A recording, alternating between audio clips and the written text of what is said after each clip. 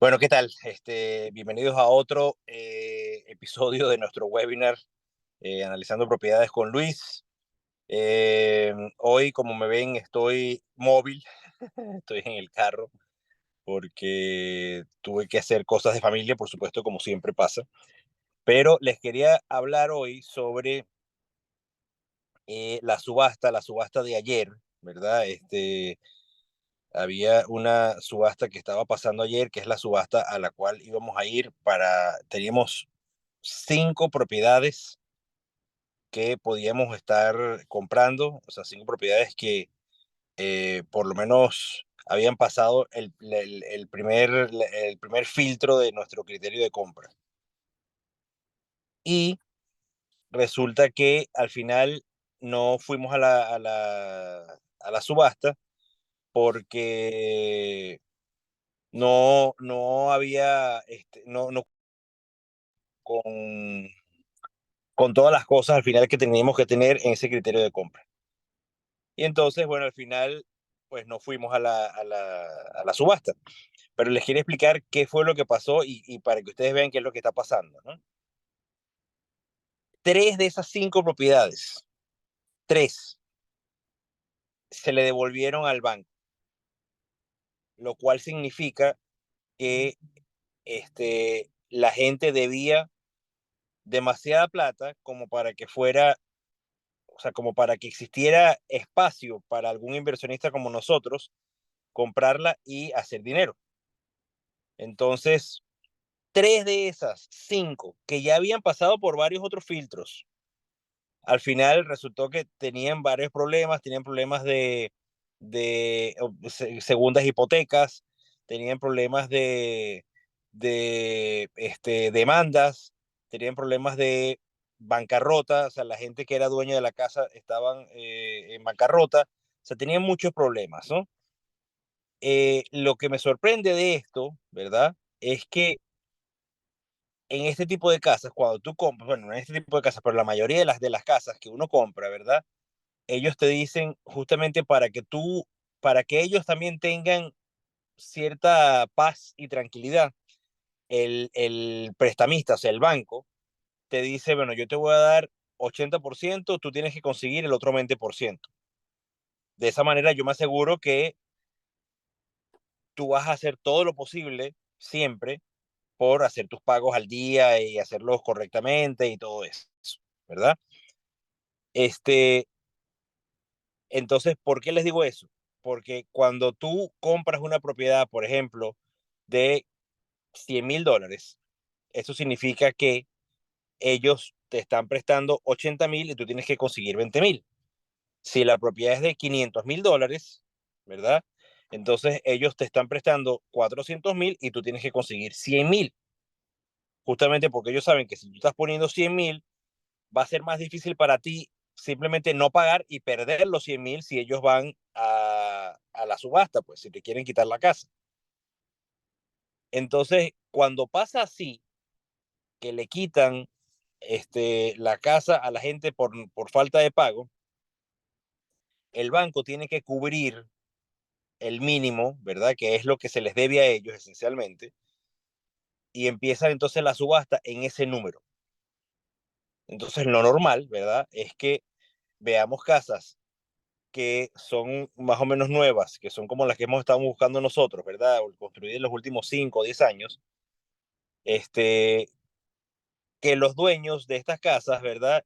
A la hora de pedir el préstamo, no tengan tanta, o sea, no tengan, digamos, que el préstamo siga más o menos parecido a 80%. Quizás ellos han bajado, han reducido un poco la deuda, ¿verdad?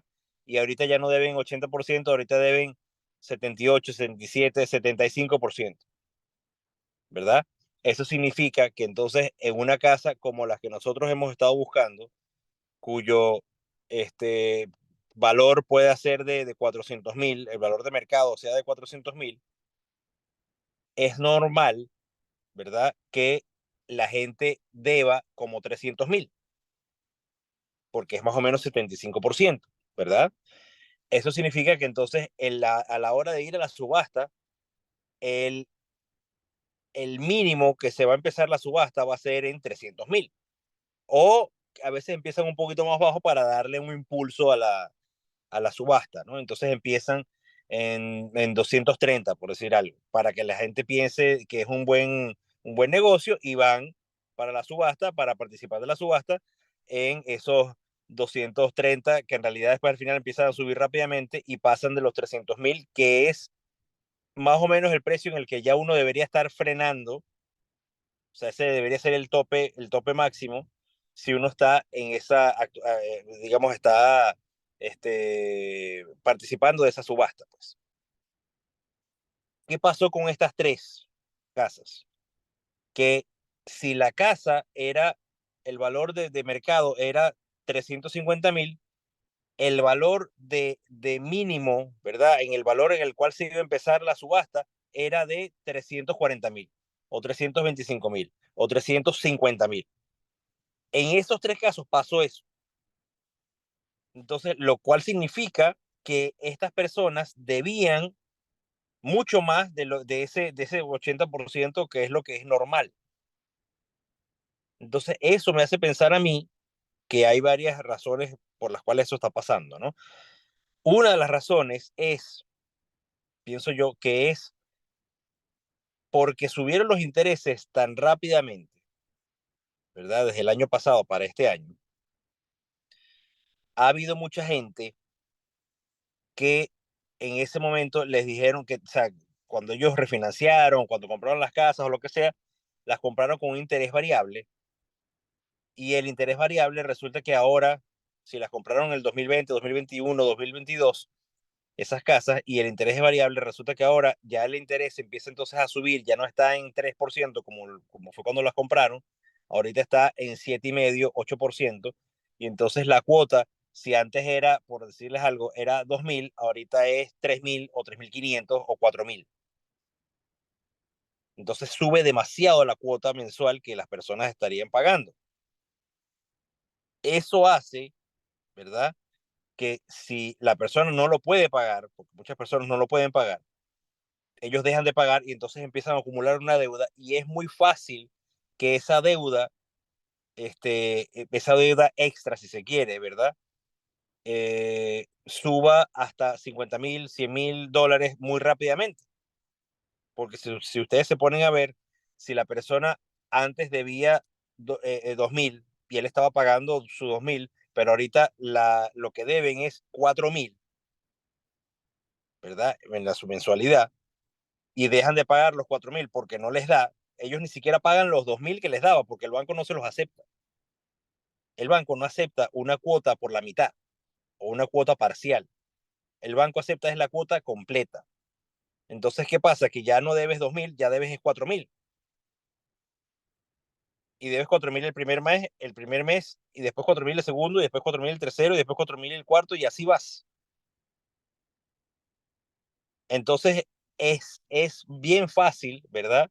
En un año ya deber 100.000 dólares. Porque no es solo lo que debes al banco, que pueden ser los 4.000 mensuales, ¿verdad? Que suponte tú que sean 4.000 por 12 sean 48 nada más. Pero también hay otras fees, o sea, también hay otras cosas, hay otras tasas, ¿no? Que son las tasas del banco, que le dicen, mire, te estamos mandando entonces varias cartas y no sé qué, ahorita se lo vamos a pasar para el jurídico, entonces ahorita tienes que pagar el abogado también de ellos. Y quizás entonces también aparte pasó más de un año y no es un año, sino un año y medio, y entonces es muy fácil llegar a 100.000 dólares en la deuda, que era el dinero que ellos habían dado de depósito o de enganche, ya simplemente se lo comieron, pues, en todas las cosas que ya les debían al banco. Entonces ya al banco ya no se le debe 300.000 de esos 400.000 en el ejemplo que yo les acabo de dar, ya no se les debe 300.000, ahorita se les debe 400.000. Y la casa vale en el mercado 400.000. Entonces, por supuesto, desde ese punto de vista, nadie en su sano juicio va a participar de esa subasta y nadie va a participar de la puja, pues. O sea, nadie va a ofrecer nada por esas casas porque saben que no las pueden vender sino por el precio que está pidiendo el banco que se le debe, pues. Entonces, esas tres casas, por lo menos de las cinco que vimos que estaban más o menos buenas, esas tres casas se les devolvieron al banco, a cada uno de los bancos respectivos, ¿verdad? Entonces, el próximo paso con esas casas va a ser, bueno, esperar, ¿verdad? A que los bancos las revisen, ¿sabes? Saquen a las personas si las tienen que sacar, todas esas cuestiones pasen, siga pasando el tiempo y va a pasar una situación parecida al 2008, donde los bancos van a empezar a reunir, porque van a entrar propiedades de ese tipo, así como está pasando ahorita, para las listas de bienes raíces morosos, pues. Cada banco tiene una lista de bienes raíces, de propiedades que se les devuelven, porque inclusive después de tratar de venderlas en una subasta, nadie las compra. Esas son las propiedades que después nosotros eventualmente vamos a también a tocarles las puertas al banco, a ver si las quieren vender, por cuánto las quieren vender y a ver si hace una subasta. Por supuesto, una subasta sincerándose en los precios, ¿verdad? Porque al fin y al cabo, en realidad, lo que se les debía a ellos, lo que ellos prestaron en realidad, no fue 400.000, fue 300.000.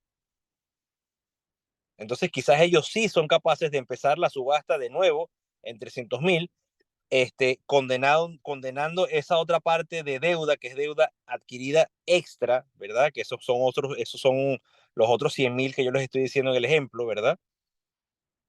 Y entonces es capaz que ellos vengan y digan, bueno, vamos a hacer una subasta tal día y la puja va a empezar en 250.000, sabiendo que ellos quieren aceptar como mínimo 300.000. Y eso es lo que yo pienso que va a pasar en una escala más grande, porque así como les acabo de decir que pasó con 3 de las 5 propiedades que teníamos, seguramente va a estar pasando en el futuro próximo, en este año o año y medio por lo menos que viene, va a seguir pasando con muchísimas otras propiedades. Y no solo estas propiedades, sino también las multifamiliares. Eso es solo como para que ustedes vean qué es lo que está pasando en el mercado, ¿verdad? No significa necesariamente que nosotros es que nos vamos a esperar entonces a que en algún momento salgan estas propiedades y entonces las compremos de los bancos. Eso es una estrategia secundaria, esa no es la estrategia principal. La estrategia principal sigue siendo buscar las propiedades, como ya lo hemos dicho, que cumplan con el criterio de compra, que se puedan comprar y vender. O sea, comprar, arreglar y vender. Esa es la idea. Sin embargo, me pareció este, bien extraño, primero que nada, que 3 de esas 5 propiedades hayan estado en esa situación. Y me pareció bien particular también, pues. Entonces, por eso les quería compartir ese detalle, pues. ¿Tienen alguna pregunta o tienen alguna inquietud o lo que sea? Dime, Sí, sí, sí. dime, Luz. Wow, me impresiona también porque es el 60%. Entonces, te tengo dos preguntas.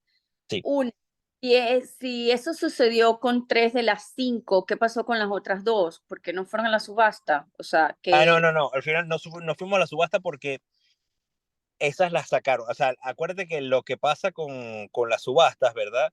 Es que estamos a la merced de diferentes factores, ¿no?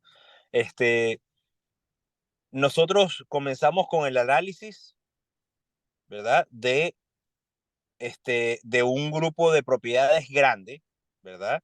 Que cumplan a grosso modo con por lo menos una de las cosas que tenemos nosotros en la categoría de criterio de compra, ¿no? Y después vamos enfocándonos cada vez en cosas o sea, desde las cosas más grandes hasta las cosas más pequeñas, para ir ujú, viendo cuáles cumplen con todas esas cosas que nosotros tenemos de criterio de compra.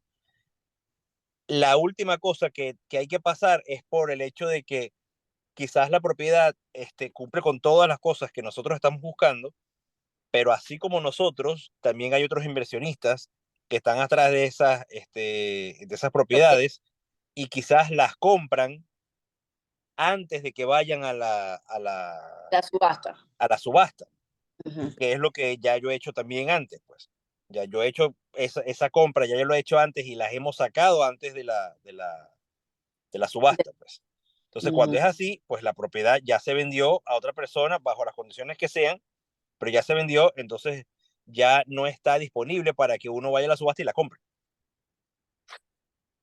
Y ¿ves? eso viste, o sea, ya Eso no es... pasó. Sí, sí, eso Oh, pasó. Eso es una de las oh, cosas que pasó. Otra de las cosas que pasa, por ejemplo, es que como este tipo de cosas pasan y pasan es muy cerca ya del final de la última semana, los últimos días, ¿verdad? Antes de la subasta, ese trabajo se hace al final, se hace justo los pocos días antes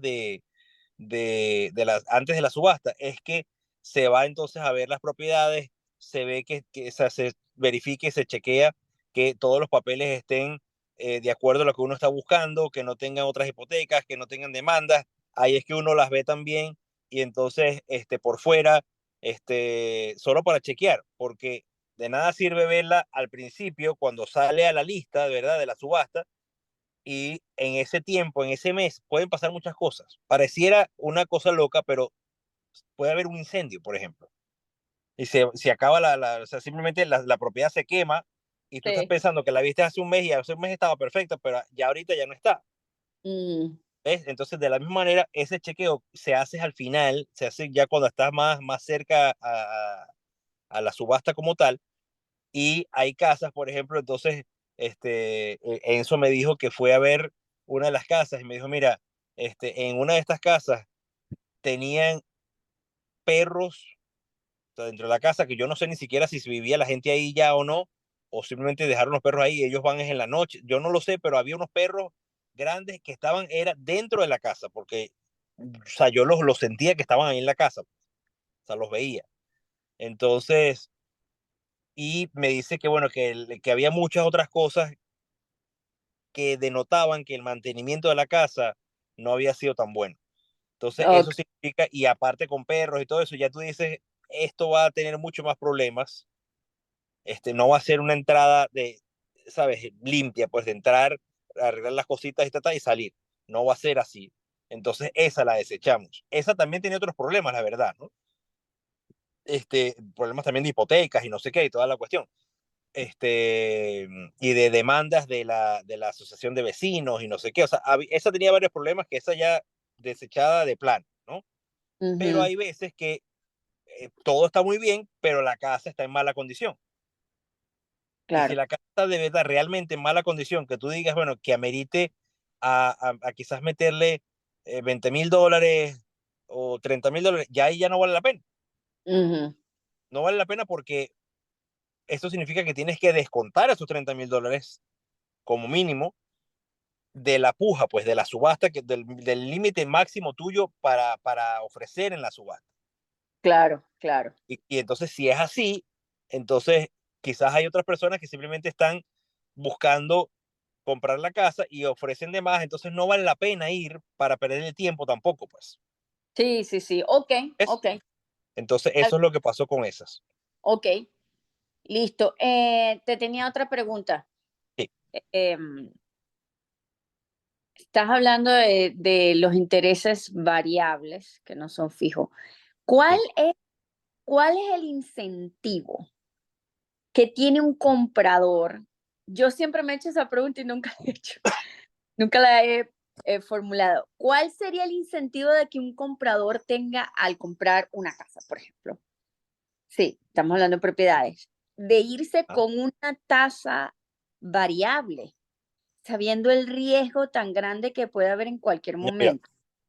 la razón por la cual, porque fíjate, este tipo de situación que estamos hablando, Ajá.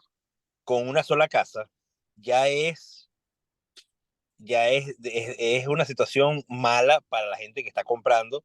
Y ahorita te explico cuál es la razón, porque aplica más o menos lo mismo para compradores de una casa como compradores de un complejo de 100 o de 1,000 unidades. Ujú. El problema está en que la gente no mide el riesgo lo suficientemente bien y piensan Guau. entonces, pensaron en ese momento que compraron las casas o las propiedades, pensaron que los intereses iban a estar así toda la vida, porque a la Entonces, gente se le olvida que las cosas cambian y si tú te pones a ver, hasta los intereses bajos han estado o estuvieron ahí varios años, como 7, 8, 10 años por lo menos. Intereses relativamente bajos, yo digo de menos de 5. de Ojo, 5. perdón, el interés ahora que está en 7,5, o sea, varía, pero está en 7,5%. Tampoco es que ese sea muy alto. Hay intereses más altos, han habido intereses más altos Sí, en la historia. Solo que a la gente se le olvida sí, que sí, ya sí. pasó.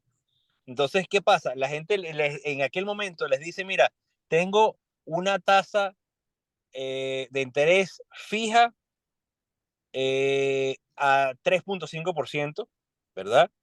Y vas a estar pagando, suponte tú, $1,300 al mes.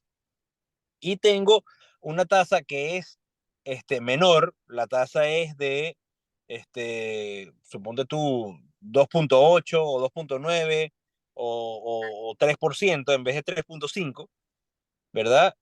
Esa es por los primeros 2 años y después, o los primeros 5 años y después es variable.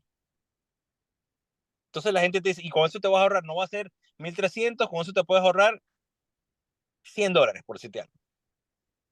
Y entonces es 1,200 nada más. Y la gente dice, bueno, pues igualito, como los intereses van a seguir así toda la vida, prefiero entonces pagar menos interés, porque el interés cuando venga variable igualito después va a subir, pero va a subir a los mismos 3,5 que me están ofreciendo ahorita. No, no, ¿Ves? no. Y en Ah, ese problema cayó y cae mucha gente. Nosotros, latinos, como sabemos que las cosas cambian y son efímeras y nada dura 100 años, con más 5 en los países de nosotros sabemos que lo que tenemos que buscar es que siempre sea fijo. claro. Por eso te hago la pregunta, porque eso no entra en mi Claro, entendimiento. No claro. entiendo.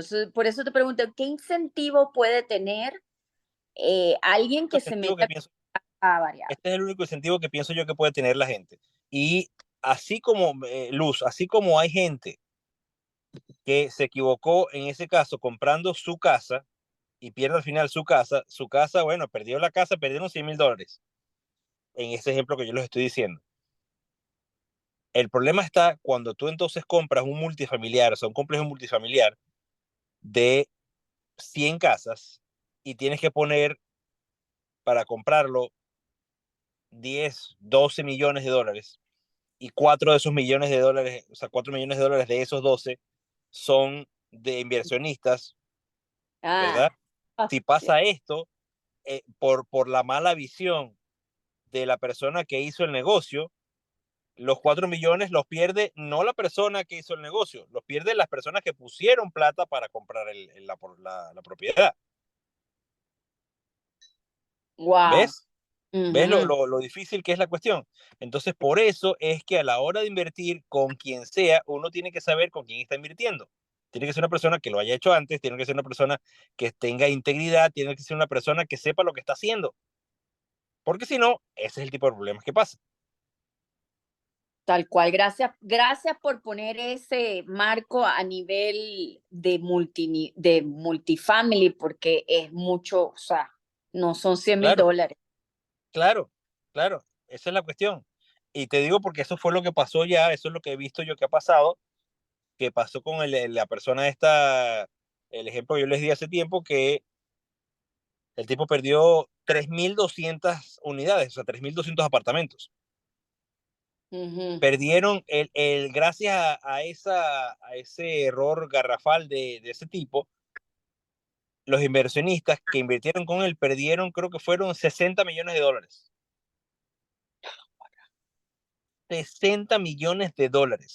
Simplemente se perdieron y se evaporaron, porque esta persona no supo las cosas que tenía que hacer. Entonces, bueno, eso es, simplemente se los digo como para que ustedes también siempre estén pendientes y sepan que hay que saber invertir, ¿no? Definitivamente, ¿no?